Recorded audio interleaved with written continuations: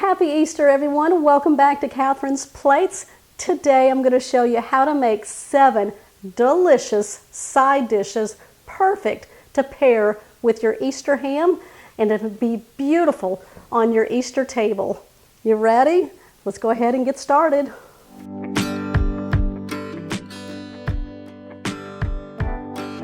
Oh, how can you stand it? Look at these carrots with those nice leaves on the top.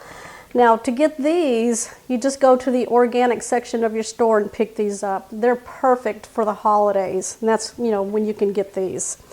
What we're going to do is cut off the ends. I'm going to cut off the tops, and then we're going to peel the carrots. We find that these carrots are sweeter than just your bagged carrots, and they have more flavor.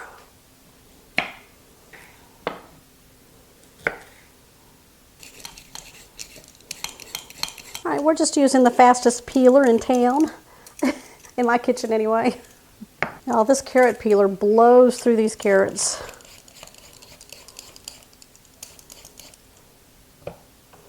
We're going to place our carrots in the skillet. Okay, we're going to fill this up with water just to cover the carrots. We're going to turn our burner onto a high heat. We're going to bring this to a boil. Once it comes to a boil, allow it to cook until you get to the desired tenderness of your carrots. Keep an eye on your carrots. If you feel like you need to add some more water before they get to their tenderness, you can add some more water. I would put in some hot water to keep the temperature going. Got a few more minutes.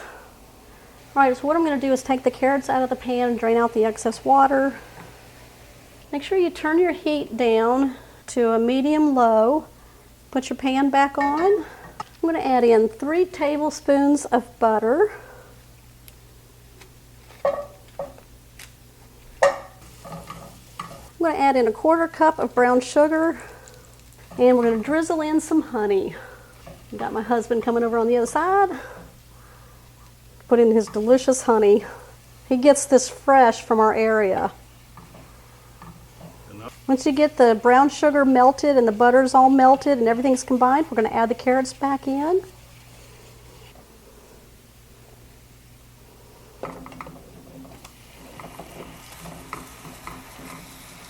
We're going to coat the carrots very carefully. We don't want them to lose their shape because they're so pretty for an Easter table.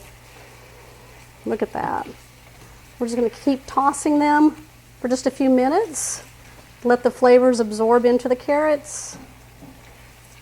Make sure you keep it on a medium-low. This should start caramelizing. Give it a nice color. All right, I'm going to turn them off, let them sit here for a few minutes, plate these up. So what I'm doing is just taking the tops that came off the carrots, the leaves, and I'm just placing them around the plate. Make it really pretty. There we go. Glazed carrots. Perfect for your Easter table or any holiday table.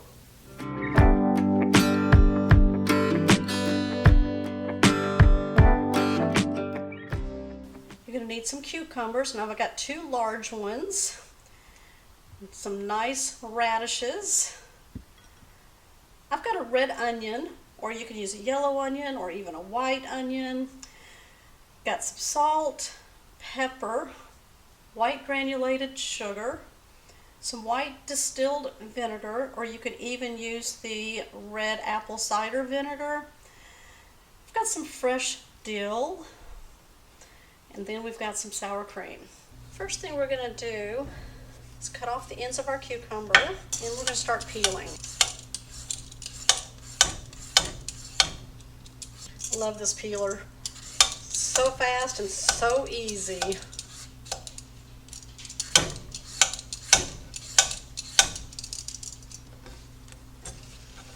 We're going to start slicing these very thin. I have a bowl right here, and I've got some water in it, and plus I've put some salt into it. About a couple teaspoons, because we're going to soak the cucumbers.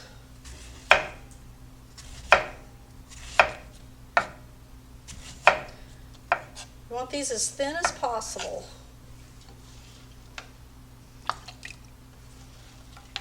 All right, we're going to let the cucumbers soak until we get everything else done.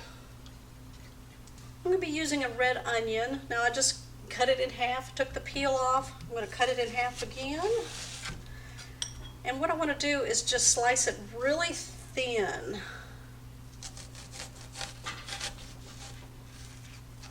We don't want big chunks of onion. If you're going to use a yellow onion or a white onion, you're going to just do the same thing. So you'll want about 1/4 of an onion. I'm going to leave these in the nice strips here like that. Finish cutting up a few more slices, as many as you want. We're going to add that to our cucumbers. Just going to go ahead and give that a stir to get that into that salty water. Okay, I've got some large radishes, and what I'm going to do is just cut off the end here, thinly slice them.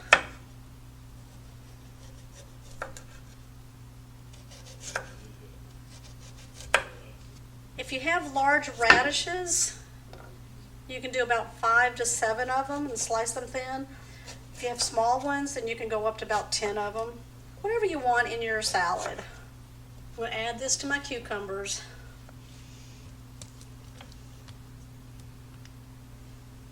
Now you can cover this and put this in your refrigerator for about 1 hour to let the cucumbers, radishes, and onions soak in that nice salty water.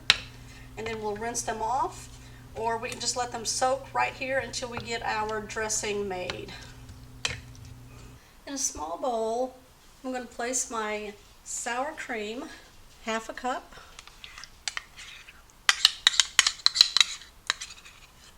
About 2 to 3 tablespoons of fresh chopped dill, 3 tablespoons of white vinegar, or you can use apple cider vinegar, 3 tablespoons of white granulated sugar, 1/4 teaspoon of salt, 1/4 teaspoon of black pepper.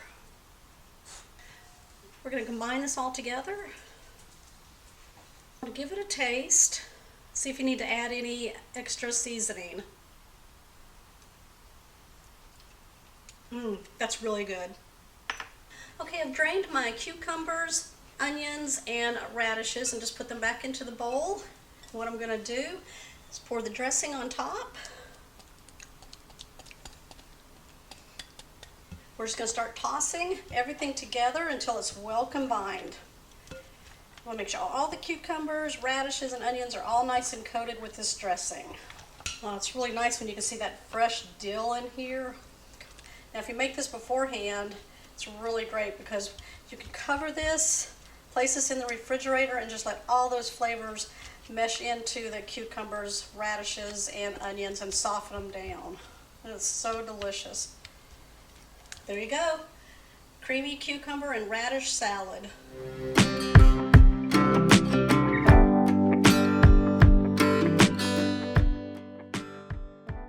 Now, scalloped potatoes have a creamy sauce to them, and that makes it different from an au gratin potato where you kind of cook the white sauce with cheese in it. Now, we're calling this cheesy scalloped potatoes because my family likes scalloped potatoes with cheese in it. So what I'm going to do is take 6 russet potatoes here.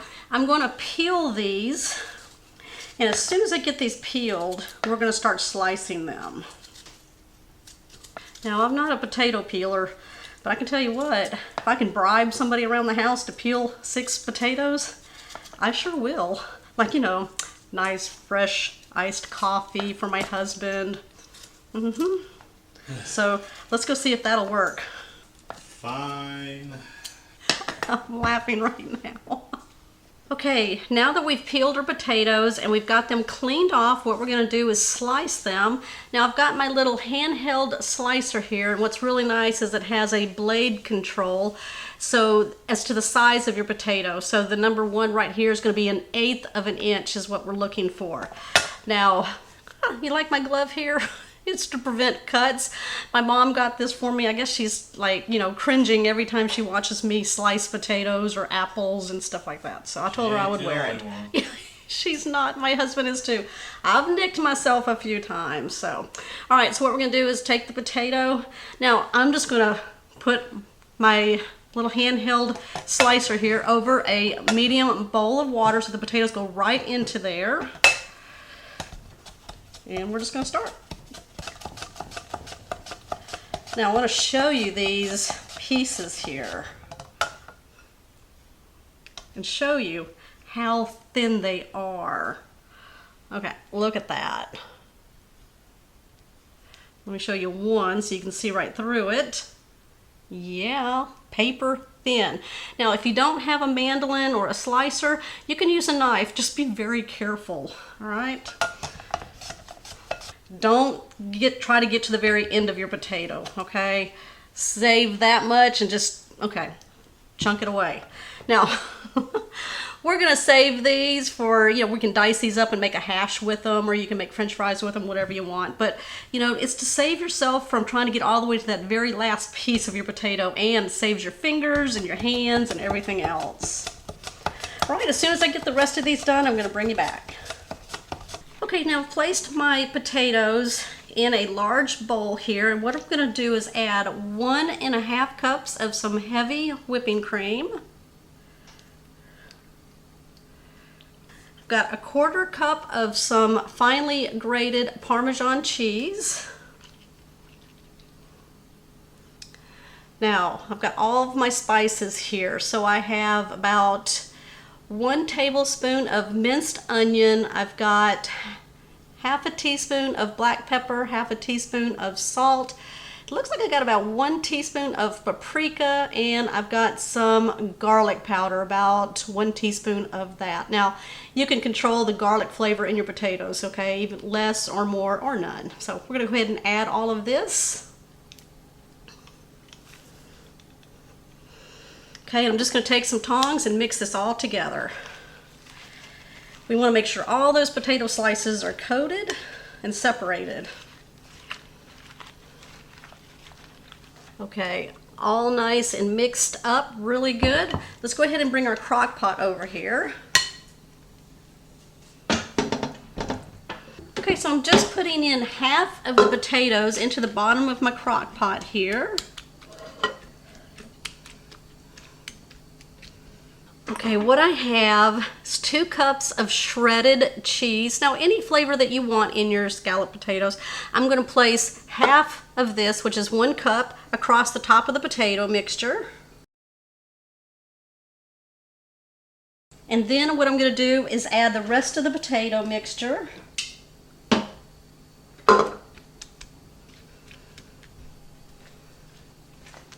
Okay, now with the rest of that sauce, just pour it on in.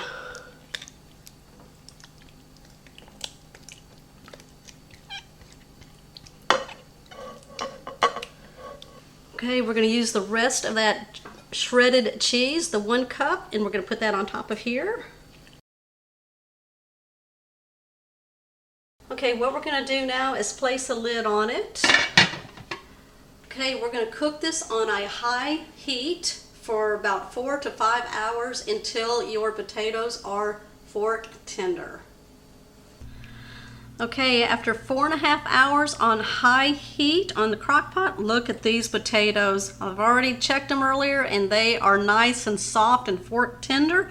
Now I let them sit for about 20 minutes just to kind of pull it all together and absorb whatever liquid was left in there. Oh.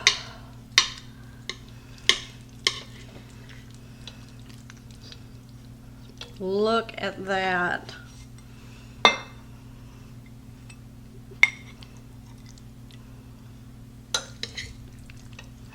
Cheesy goodness.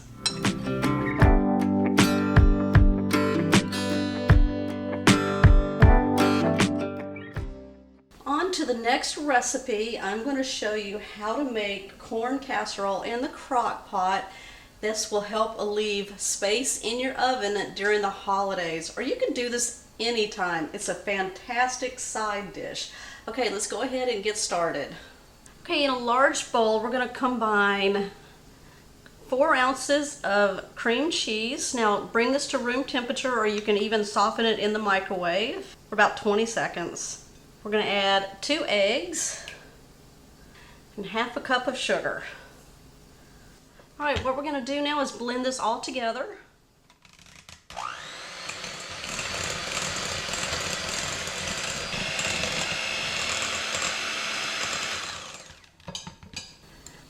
we're going to incorporate half a cup of sour cream, 2 tablespoons of melted butter, 1 cup of milk,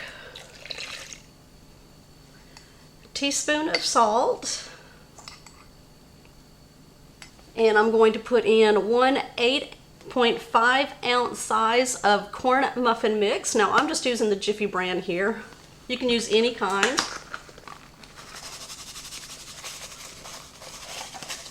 All right, I'm going to mix this all together.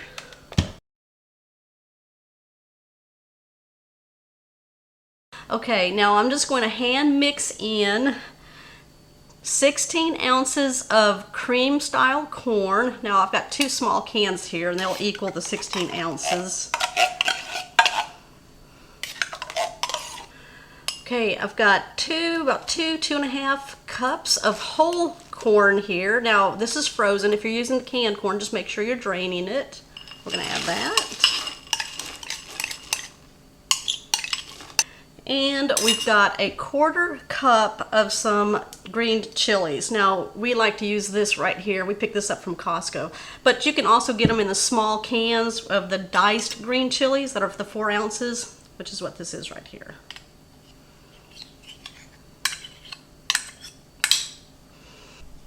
All right, we're going to combine this all together.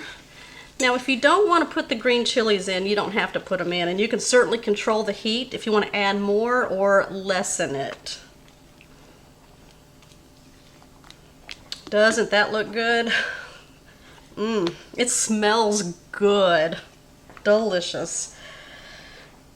Almost like the holidays.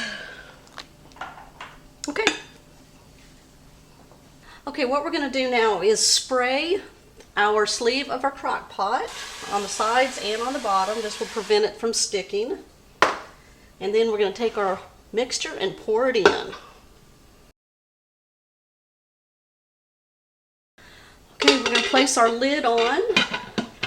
Now you want to make sure you cook this on high heat, not low heat, okay? Because we want it to cook all through into the center of this dish also. So I'm going to put this on high for about 2 to 3 hours. Give it a check. You want the top of this to be nice and golden brown, and then to check the center of it, because you know you really don't want to mess up that nice pretty picture on the top that this is going to present. So use a toothpick just like you would a cake, and just put it in the center and pull it out, and if it's kind of clean, then you know it's good to go. All right guys, we'll be back. Okay, so the corn casserole is done. Now I had pulled the paper towels off. When I took the lid off, I let this rest for about 30 minutes so it can kind of all pull together. Guys, look at that. It's not moving. It almost looks like cornbread, and that's the kind of consistency we were looking for. So this actually cooked for about 2.5 hours on a high setting. Look at that.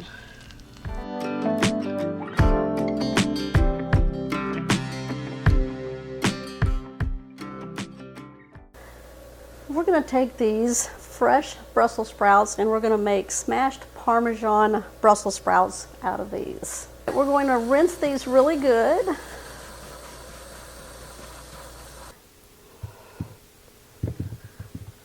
Just going to dry them off.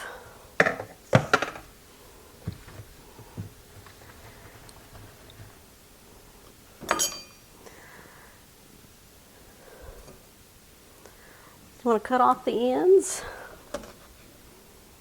and then just peel off the outer layers. I go about 4 layers.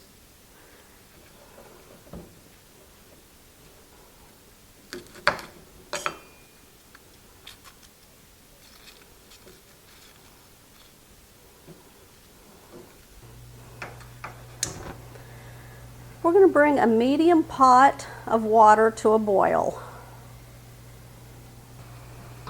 Once the water comes to a boil, I'm just going to add a little bit of salt to season the water. We're going to place the Brussels sprouts in carefully.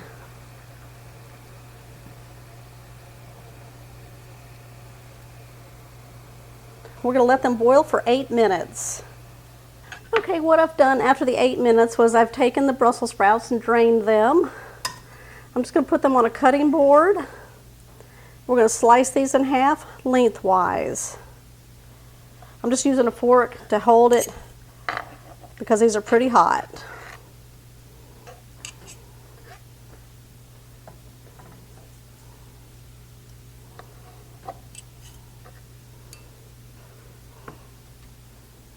We're going to place the Brussels sprouts into a medium bowl.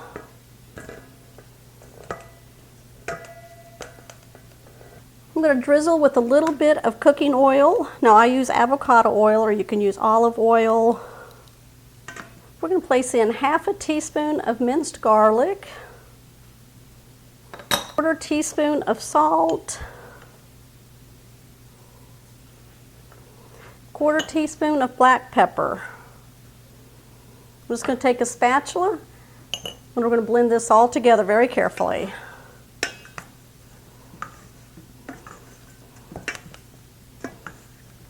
Okay, now what we're going to do is take each half of the Brussels sprout, we're going to lay it into a baking sheet that I've got right here lined with some parchment paper.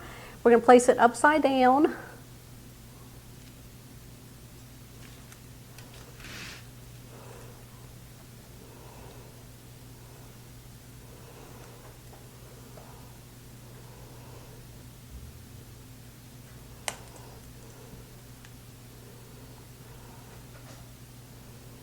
We're going to take the bottom edge of a glass and we're going to smash the Brussels sprouts.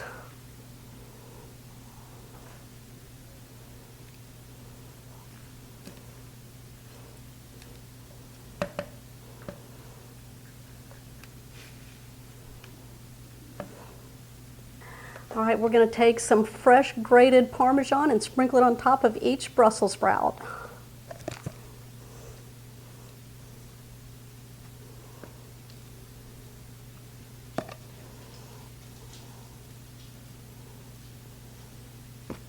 Right, we're going to bake this in the oven that's been preheating at 400 degrees for 10 to 15 minutes until the cheese on top of the sprouts are nice and golden brown.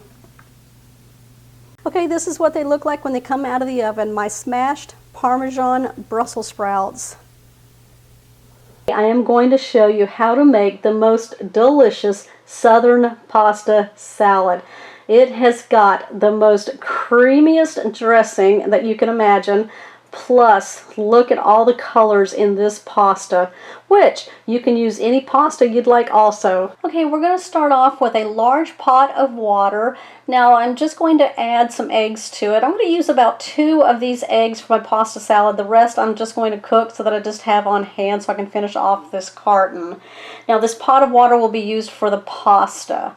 Now I'm going to go ahead and get my salt ready here. I'm going to use this twofold.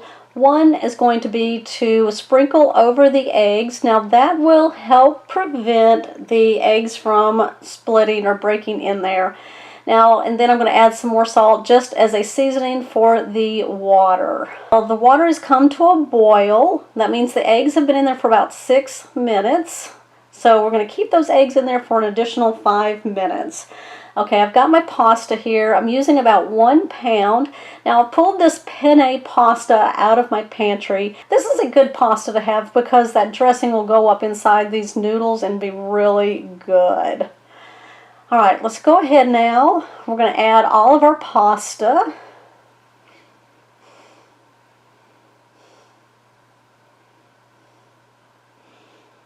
Alright, we want to go ahead and start stirring this up. We don't want the pasta to stick, so we want to give it kind of a head start. There's my eggs right there.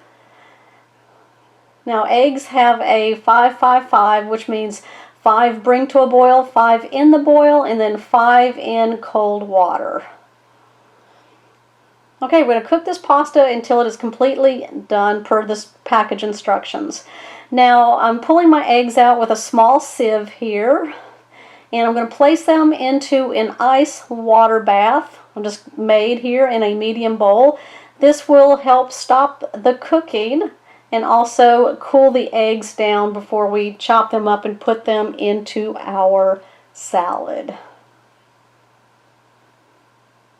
And then we're just going to finish cooking our pasta per the instructions on the package.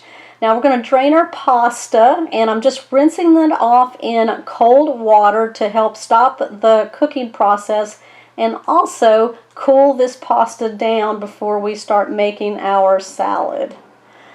Okay, now we're going to start chopping up some vegetables. I have half of a red onion, 2 celery stalks, and I've got these really pretty red sweet peppers, and there's a yellow one right there also that I'm going to chop up.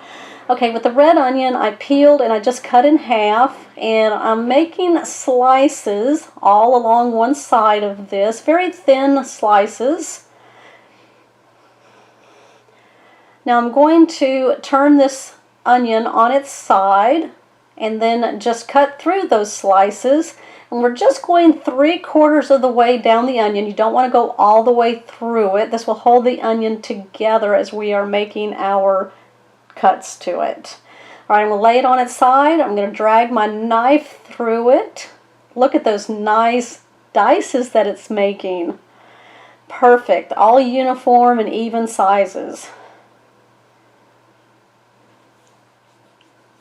Now you can use green onions, yellow onions, white onions. I'm using this red onion. It's going to add a lot of color, and plus I had it on hand. Alright, we're going to go to our celery stalks here. Now I've already rinsed these off and cut off the bottom ends to them. Now I'm going to cut these all the way down the length of the celery one time here. And then I'm going to make another cut all the way down. Now this will help make sure that our celery is the same size as our onions as we are dicing this. So just make these all the same size.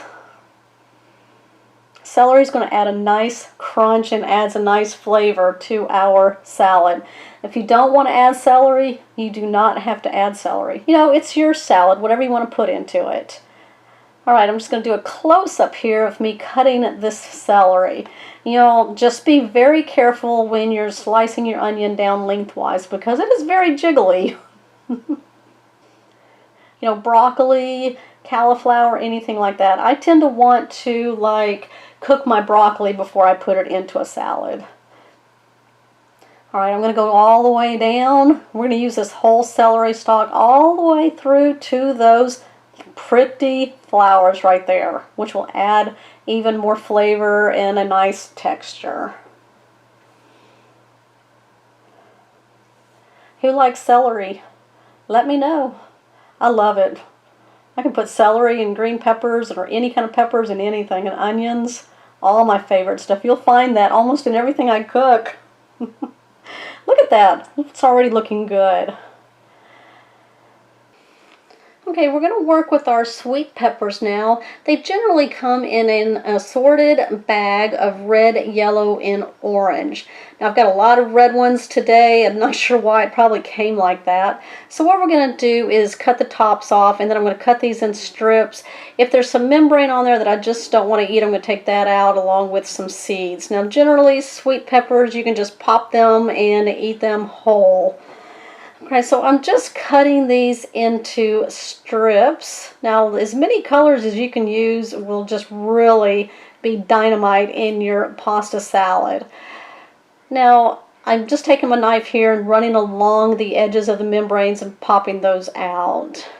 Another way that you can get those out, so, okay. Now if you don't have sweet peppers, you can certainly put in the colored bell peppers, and they also come in yellow, red, and orange, and also the famous green pepper. So if you want to put those in, you can certainly do that. I'm just trying to use what I have, and I've had these for quite a while, so I wanted to go ahead and start using these up. Now I've made a dish before. It was a tailgating dish stuffing sweet peppers, and it was so delicious. My family loved it because I put like sausage in there. I think it was Italian sausage, breadcrumbs, and seasonings, and some kind of broth, and just to hold it all together. It was so delicious, you guys. If you have a recipe or a way that you like to eat sweet peppers, let me know down below. I'm always looking for different ways to make things. And my subscribers come through. Okay, in a large bowl, we're going to go ahead now and add our cooled down pasta. Now I'm going to bring my vegetables over here and start placing those in. We got the red or purple onions, the celery, and then also those colored peppers.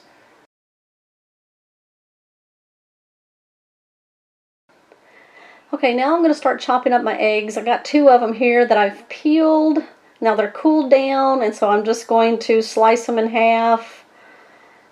Oh, look at how pretty they look inside there, y'all. 5 to 6 minutes, bring it to a boil, 5 minutes in the boil, and then 5 minutes or longer in the ice water, and that's what you got. Pretty eggs. Now I'm just chopping these up into just bite-sized pieces. You want to be able to see them, but you don't want them too big where they're hanging out. I love eggs, hard-boiled eggs, so I've made them in potato salad. If you haven't seen that recipe, I'll link it down below, my famous potato salad that I love.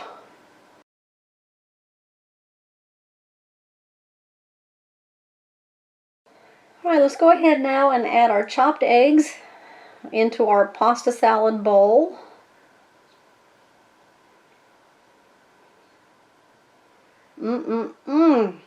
Amazing things are happening right now.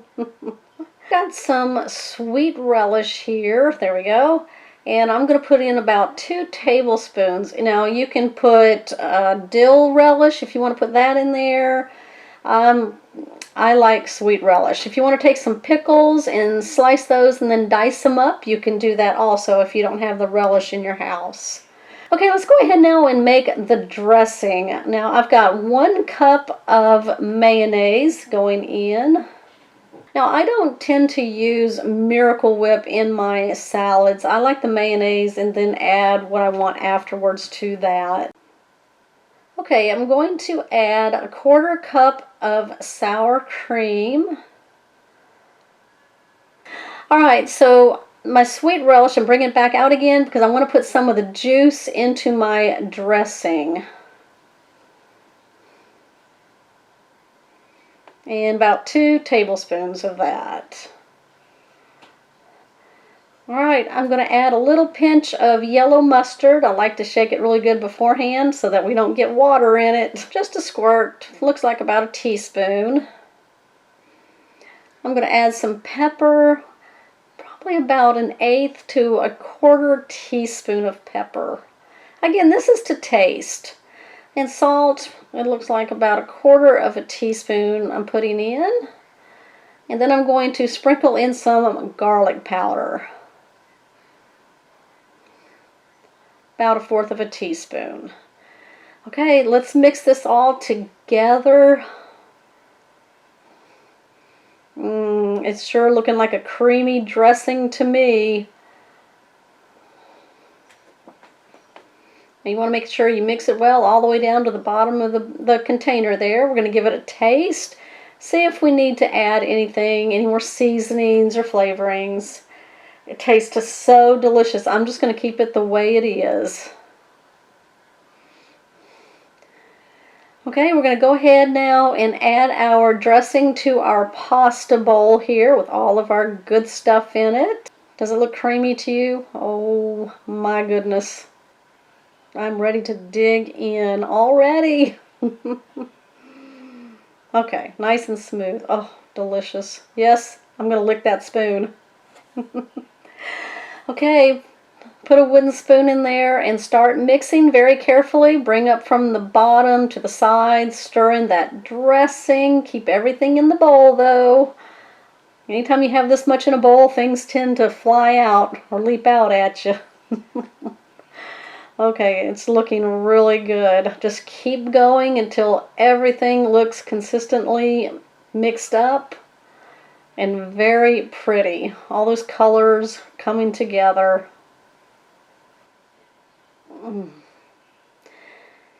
You know, the longer you keep this in the refrigerator, the longer those flavors meld together. I'm not kidding. Oh my gosh, look at this right here. Every bite has something on it, that delicious dressing. Oh, I like the eggs in there. Oh, it just, I don't know. It just does something for me. All the colors, it just makes, you just want to eat it. Nice and fresh. That is my Southern style pasta salad.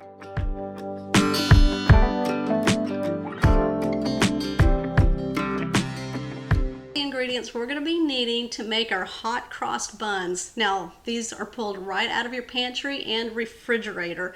We have all-purpose flour, dry active yeast, salt, got some unsalted butter, some ground cinnamon, white granulated sugar. We've got 2 eggs, some milk, and then we got some dried fruit. Now we're using cranberries and we're going to soak those in some hot water. You can use raisins or you can even use currants.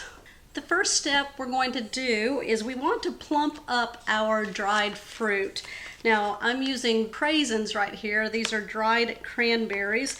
Now what you want to do is just take 3/4 cup, put it into a bowl. I'm going to add 1 cup of hot water. Stir these around a little bit. These are going to plump up. It'll take about 10 to 15 minutes, and then we will drain the water out.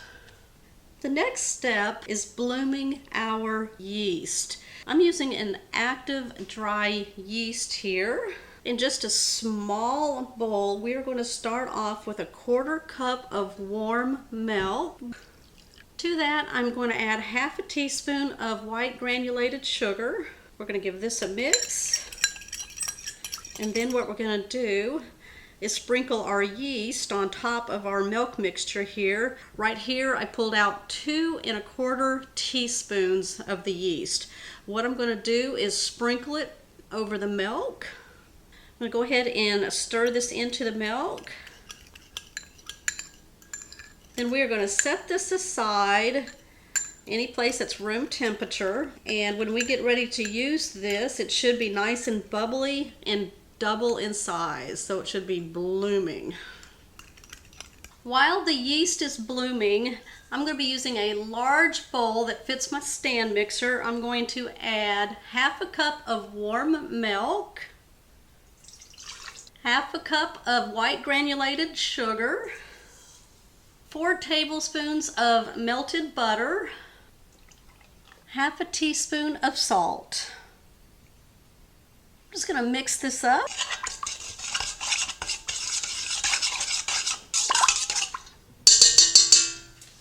We're going to mix in 2 eggs that we've beaten,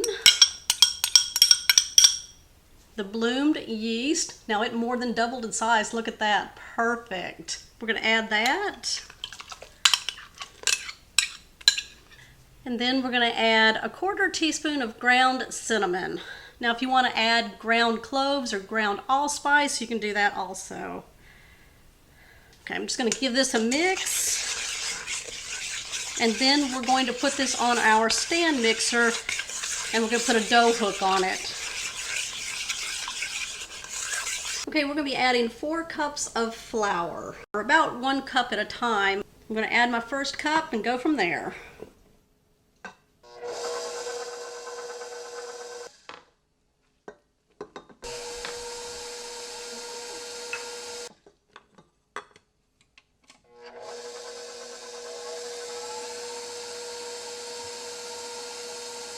Pull down the sides.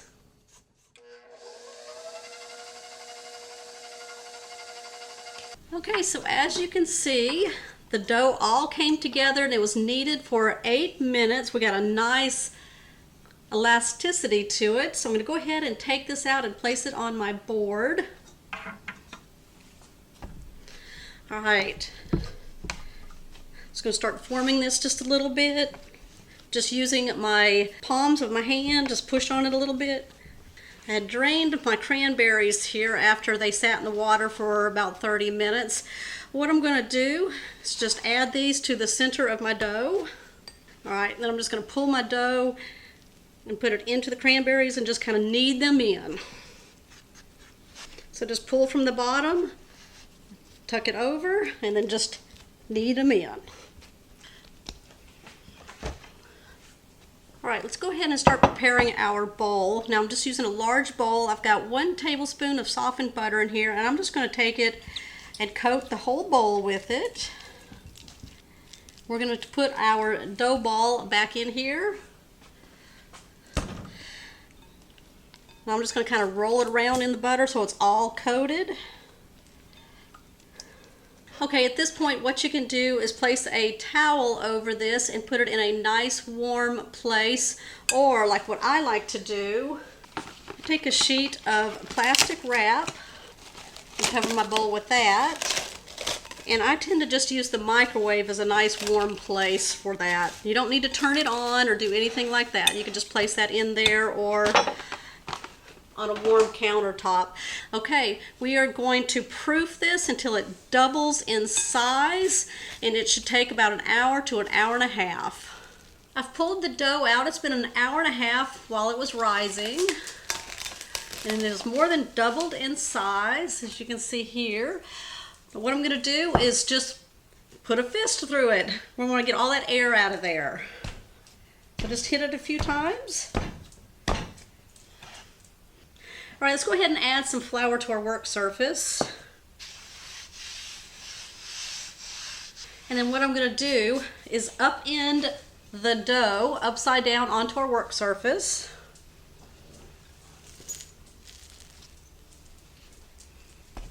Right, I'm just going to kind of form it. Put some flour on my hands here.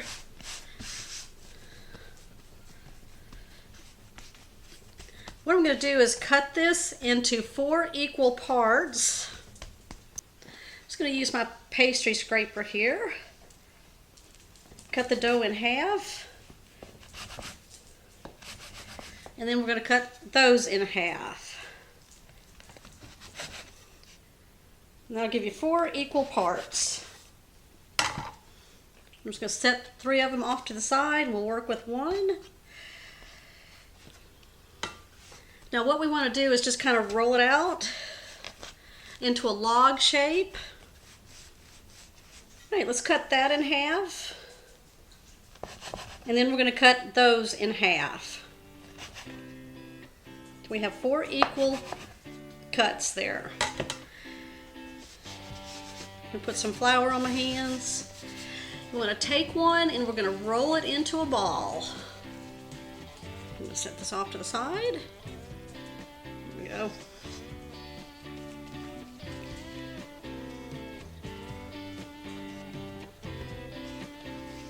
Alright, we're going to get a large sheet pan. I'm going to line it with some parchment paper, and then we're going to place these on there. Okay, I've got them all in my pan here. Now I've kept them spread out about a finger length between each roll here. What I'm going to do is put some plastic wrap across this.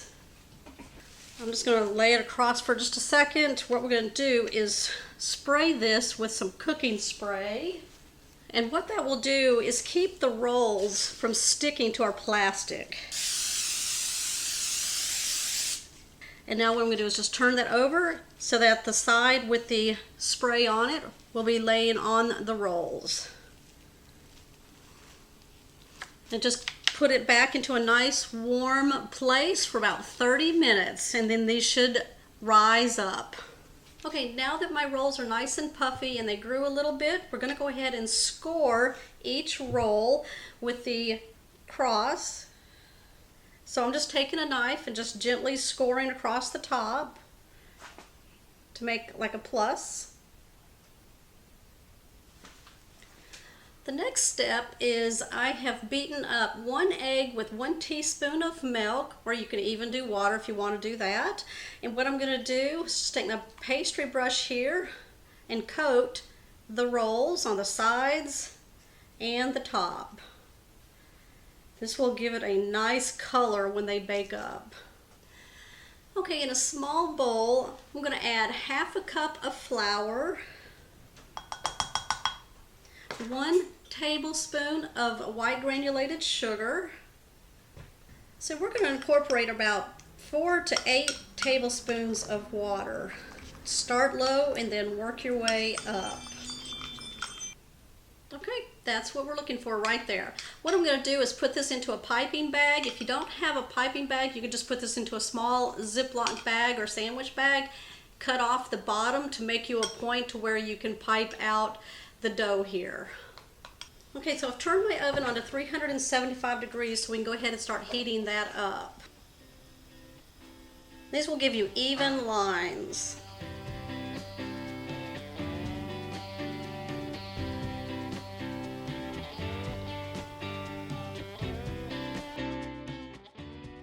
Okay, we're ready to place these in our oven that's been preheated at 375 degrees for 15 to 17 minutes until they're nice and golden brown. What I have here is some orange marmalade that came out of a jar, just about 1/3 of the jar there. Then I put some water in there, heated it up until I got a nice little gloss here. And what I'm going to do is just spread it on the rolls here. That smells good right there. And this just brings out the shine on them. Okay, now they look spectacular, don't they? Ready for your Easter dinner table. Okay, let's open one up and take a look. They've cooled down a little bit. Look at that. The nice cross. You can see those cranberries and that nice glaze. Let's go in.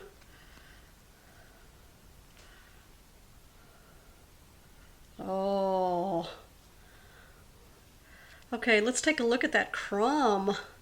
The inside of it, look at that. Oh, nice and cooked. Oh, people are gonna love this one. Comment down below which one was your favorite. What sides are you gonna put on your Easter table? Inspire us all.